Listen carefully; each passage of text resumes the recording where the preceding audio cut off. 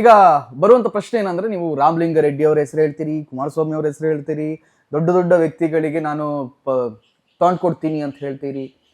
ಈ ಮಿಡಲಲ್ಲಿ ಪಾಪ ಈ ಬಡಪಾಯಿ ಆಟೋ ಡ್ರೈವರ್ಸು ಅವರು ಇವ್ರ ಜೊತೆಲೆಲ್ಲ ಗಲಾಟೆ ಮಾಡ್ತಿರಲ್ಲ ರಸ್ತೆಲಿ ಹೋಗಿ, ಇದ್ರ ಅವಶ್ಯಕತೆ ಇದೆಯಾ? ಹೊಟ್ಟೆಪಾಡಿಗೋಸ್ಕರ ತಿನ್ನೋ ದುಡಿಯೋರು ಅವ್ರ ಹತ್ರ ಗಲಾಟೆ ಮಾಡುವಂತ ಅವಶ್ಯಕತೆಗಳಿಲ್ಲ. ಗಲಾಟೆ ನಾನ್ ಮಾಡಿಲ್ಲ, ಗಲಾಟೆ ನಾನೇ ಮಾಡ್ಲಿ ನಾನು. ಅದು ಗನ್ನದು ಬೇರೆ ವಿಚಾರ. ನಮ್ಮ ಮೇಲೆ ಅಟ್ಯಾಕ್ ಮಾಡಿದಾಗ ಫೈರ್ ಮಾಡಿ ಡಿ ಕೆ ಶಿವಕುಮಾರ್ ಜಗದೀಶನ್ ಬುದ್ಧಿ ಕಲಿಸ್ಬೇಕು, ಯಾಕಂದ್ರೆ ನಂಗೆ ದುಡ್ಡು ಕೊಡಿಲ್ಲ. ಆ ರಮೇಶ್ ಜಾರಕಿಹೊಳಿ ಕೇಸಲ್ಲಿ ಖರ್ಚು ವೆಚ್ಚಗಳನ್ನ ಕೊಡ್ತೀನಿ ಅಂತೇಳಿ ಕೈ ಎತ್ತುಬಿಟ್ಟು ನಾನು ಹಂಗೆ ಸ್ವಲ್ಪ. ಸೊ ಹಂಗಾದ್ರೆ ಅವ್ರು ಖರ್ಚು ವೆಚ್ಚ ಕೊಡ್ತೀನಿ ಅಂದಕ್ಕೆ ನೀವು ರಮೇಶ್ ಜಾರಕಿಹೊಳಿ ತಾಗಿದ್ದು ಅಲ್ಲ. ಈಗ ನನಗೆ ಖರ್ಚು ವೆಚ್ಚ ಏನು ವ್ಯಕ್ತಿಮ ಕೊಟ್ಲು ನನಗೆ? ಆಯಮ್ಮನಿಗೆ ಎಲ್ಲಿದೆ? ಆಯಮ್ಮನ್ನೇ ನಾವು ಪ್ರೊಟೆಕ್ಟ್ ಮಾಡಕ್ಕೋಸ್ಕರ. ಒಂಥರ ಇದು ಜಗದೀಶ್ ಅವರು ಕೂಡ ಆಮಿಷಕ್ಕೆ ಒಡ್ದಂಗಲ್ವಾ? ಖರ್ಚು ವೆಚ್ಚ ಅಲ್ಲ ವಕೀಲನಿಗೆ. ಸೊ ಹಾಗಿದ್ರೆ ನೀವು ಈಗ ಇಷ್ಟೆಲ್ಲ ಹೇಳ್ತೀರಿ ಸರ್, ಈಗ ನೀವು ಇಷ್ಟೆಲ್ಲ ಹೇಳ್ತೀರಿ, ಈಗ ನನ್ನ ಹತ್ರ ದುಡ್ಡಿದೆ ಅಥವಾ ನಂಗೆ ಬೇರೆ ಕಡೆ ನನ್ನ ಮನೆ ದುಡ್ಡು ಬೇರೆ ಕಡೆ ಇನ್ಕಮ್ ಬರ್ತಾ ಇದೆ, ಅದರಿಂದ ನಾನು ಇದನ್ನೆಲ್ಲ ಸಮಾಜ ಸೇವೆ ಮಾಡ್ತಾ ಇದ್ದೀನಿ ಅಂತ. ಎಷ್ಟು ಜನ ಸರ್ ಸ್ವಂತ ದುಡ್ಡು ಹಾಕೊಂಡು ಮಾಡ್ತಾರೆ? ತೋರಿಸಿ ಸರ್ ನೋಡೋಣ ಹೋಗ್ಲಿ. ಈಗ ನೀವು ನನ್ನನ್ನ ಪ್ರಶ್ನೆ ಕೇಳ್ತಾ ಇದೀರಲ್ಲ, ಎಷ್ಟು ಜನ ಸ್ವಂತ ದುಡ್ಡನ್ನ ಖರ್ಚು ಮಾಡ್ಕೊಂಡು ಸಮಾಜ ಸೇವೆ ಮಾಡ್ತಾ ಇದಾರೆ? ಯಾರು ಮಾಡ್ತಾ ಇಲ್ಲ. You can't show me a single person.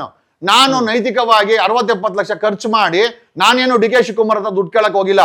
ಅವನು ಸೂರ್ಯ ಮುಕುಂದರಾಜ್ ಅಂತ ಅವ್ರ ಶಿಷ್ಯ ಇದ್ದ, ಬನ್ನಿ ಸಾಹೇಬ್ರು ಮಾತಾಡ್ಬೇಕಂತ. ಯಾಕಂದ್ರೆ ಡಿ ಕೆ ಶಿವಕುಮಾರನ್ಗೋ ರಮೇಶ್ ಜಾರಕಿಹೊಳಿಗೆ ಆಗಲ್ಲ. ಏನಕ್ಕೆ ಅಂತ ನಿಮ್ಗೆ ಗೊತ್ತಿದೆ. ಓಕೆ, ಅಮ್ಮನಿಂದ ಆಗಲ್ಲ. ಇಬ್ರು ಅಮ್ಮನಿಗೋಸ್ಕರ ಕಿತ್ತಾಡಿದವರು. ಓಕೆ, ಯಾವ ಅಮ್ಮ ಅಂತ ನೀವೇ ಡಿಸೈಡ್ ಮಾಡ್ಕೊಳ್ಳಿ. ಓಕೆ, ನಾನು ಹೆಸರು ಹೇಳಕ್ ಹೋಗೋದಿಲ್ಲ. ಕರ್ದ ಹೋದೆ, ಒಬ್ಬ ಅಪೋಸಿಷನ್ ಲೀಡ್ರು ಕರಿತಾ ಇದ್ದಾನೆ ರಮೇಶ್ ಜಾರಕಿಹೊಳಿ ಕೇಸಲ್ಲಿ ಅಂತಂದ್ರೆ ನಾನು ಹೋಗ್ದಿರಕ್ಕಾಗತ್ತಾ? ಅಲ್ಲಿ ರವಿ ಗಾಣಿಗ ಇದ್ದ, ಅಂಬರೀಶ್ ಸೀಟಲ್ಲಿ ಗೆದ್ದಂತ ರವಿ ಗಾಣಿಗ, ಹೈಕೋರ್ಟ್ ಅಲ್ಲಿ ಇರುವಂತ ಅಹಮ್ಮದ್ ಅಡ್ವೊಕೇಟ್ ಇದ್ರು, ಇವ್ರು ಇದ್ರು, ಒಂದಷ್ಟು ಜನ ಹುಡುಗರು ಇದ್ರು. ಬಂದ್ಬಿಟ್ಟು ಒಳ್ಳೆ ಕೆಲಸ ಮಾಡಿದೀರಾ ಜಗದೀಶ್ ಅವರೇ, ಒಳ್ಳೆ ಗೂಳಿ ತರ ಮಾಡ್ತಾ ಇದ್ರ, ಬಿಡಬೇಡಿ ಅವನನ್ನ ಅಂತ ಹೇಳಿದ್ರು. ಯಾರು? ಆಯ್ತು ಬಿಡಿ ಸರ್, ನಾನು ಏನೋ ಅವ್ರನ್ನ ಕೇಳಿಲ್ಲ. ಇದೆಲ್ಲ ಎಕ್ಸ್ಪೆನ್ಸಸ್ ಸಿಕ್ಕಾಪಟ್ಟೆ ಆಗಂಗಿದೆಯಲ್ಲ, ನಡೀತದೆ, ಅದೆಲ್ಲ ನಾನು ನೋಡ್ಕೊಳ್ತೀನಿ ಅಂತಂದ್ರು. ನೋಡ್ಕೊಳ್ಳಿ ಸರ್ ಅಂತಂದೆ. ನಾನೇನು ಅವ್ರನ್ನ ಕೇಳಿಲ್ಲ. If somebody wanted to sponsor, somebody wanted to support, ಈಗ ನಾನು ಸಪೋರ್ಟ್ ಮಾಡ್ತಾ ಇರೋದು. ನನ್ನ ಹೋರಾಟಕ್ಕೆ ಯಾರಾದ್ರೂ ಒಬ್ರು ಸಪೋರ್ಟ್ ಮಾಡ್ತೀವಿ ಅಂತ ಹೇಳಿದ್ರೆ ತಗೊಂಡ್ರೆ ಏನ್ ತಪ್ಪು ಅದ್ರಲ್ಲಿ? ನಾನು ಹೋರಾಟಕ್ಕೆ ತಗೊಂಡಿದ್ದು, ನಾನೇನು ನನ್ನ ಜೀವನಕ್ಕೆ ಏನ್ ತಗೊಂಡಿಲ್ಲ. ದೇವ್ರು ನನಗೆಲ್ಲ ಕೊಟ್ಟಿದ್ದಾನೆ. ಕೊಡ್ತೀನಿ ಅಂತೇಳಿ ಕೈ ಎತ್ತದ ಡಿ ಕೆ ಶಿವಕುಮಾರ್. ಇದನ್ನು ಹೇಳ್ತೀನಿ, ಕೊಡ್ತೀನಿ ಅಂತೇಳಿ ಕೈ ಎತ್ತಿದ್ದು. ಇಲ್ಲಿ ಮನೆಗೆ 3 ಲಕ್ಷ ಎಷ್ಟು ರೂಪಾಯಿ ಬರ್ಬೇಕಿತ್ತು, ಎಷ್ಟು ರೂಪಾಯಿ ಬರಲಿಲ್ಲ. ಸುಮಾರು ನೋಡಿ, ಹೆಣ್ಮಗಳನ್ನ ಹೋಟ್ಲಲ್ಲಿ ಇಟ್ಟಿದ್ದು, ಸುಮಾರು ನನ್ನ ಜೊತೆ ಒಂದು 20-25 ಜನ ಲಾಯರ್ಗಳಿರೋದು, ಒಂದು 10 ಕಾರ್ ಇರೋದು. 10 ಕಾರ್ಗೆ ಡೀಸೆಲ್ ಏನಾಯ್ತು, ಒಂದು 10 ಜನ ಲಾಯರ್ 3 ತಿಂಗಳು ಕೆಲಸ ಮಾಡಿದ್ದಾರೆ, ಒಂದು 20 ಜನ ಲಾಯರ್ಸ್ ಕೆಲಸ ಮಾಡಿದ್ದಾರೆ. ಜೊತೆನಲ್ಲಿ ಮಾಧ್ಯಮದವ್ರು ಇರ್ತಾ ಇದ್ರು. ನಾವಲ್ಲೇನೋ ತಿಂದ್ರೆ ಅವ್ರಿಗೂ ಕೊಡಿಸ್ಬೇಕು, ಯಾಕಂದ್ರೆ ನಮ್ಮ ಅಂಟಮಂತ್ರ ಮಾಧ್ಯಮದವರು. ಖರ್ಚು ವೆಚ್ಚ ಹೆಚ್ಚು ಕಮ್ಮಿ 60-70 ಲಕ್ಷ ಆಯ್ತು. ಯಾರು ಕೊಡ್ಲಿಲ್ಲ.